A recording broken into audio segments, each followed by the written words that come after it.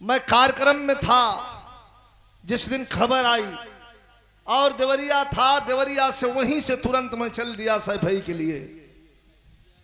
सुबह चला था, शाम को पहुंचा था। आप लोगों ने देखा भी था फेसबुक और यूट्यूब के द्वारा।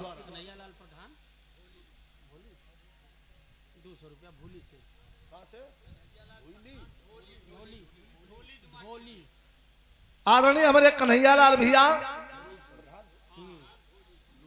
ग्राम प्रधान ढोली से कन्हैयालाल भैया के द्वारा 200 रुपयों का पुरस्कार प्रदान किया गया। तनी से कुछ बजाला बस महफिल देख के।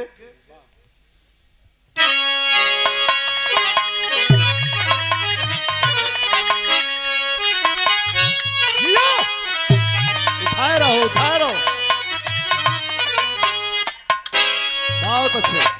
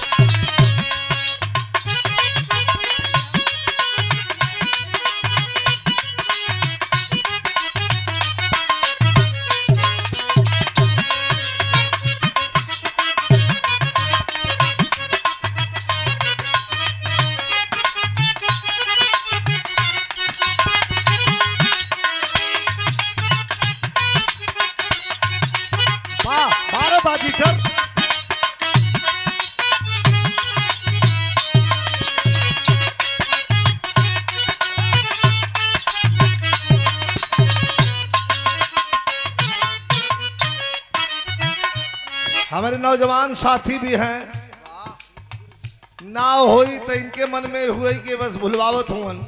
अगली बार आप लोगों के और बढ़िया जो नई फिल्म हमारा आवत बा ओकर भी सुना दे। एक लाइन आप लोगों बदे हो, नायक नायिका के बीच का बात बा। एक फिल्म आ रहल बा, वो फिल्म कई गीत बा, नायक नायिका के बीच का बात बा। कैसे नायक नायिका से कह रहा है कि हमें शंका बा, कौने बात का शंका बा। पहले इतना प्यार था, इतना प्यार था, इतना प्यार था कि हमें से बात करती थी, नहीं बात करती थी तो बेचैन रहती थी। अब क्या हो गया?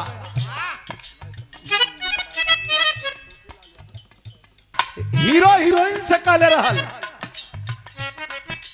कहा ये सनम प्यार कौन कपा के।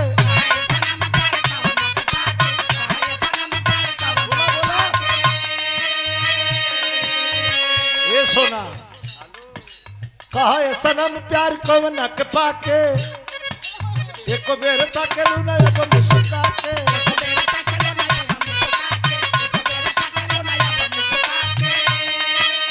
कहा ये सनम प्यार को मना कपा के। एक बेर तकलू न अब मुस्का के।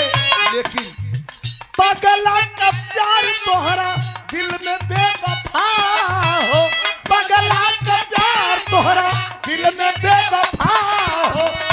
इस उठावत होई अरे सूतल कोरवा, अरे मोरवा ले याद तयावत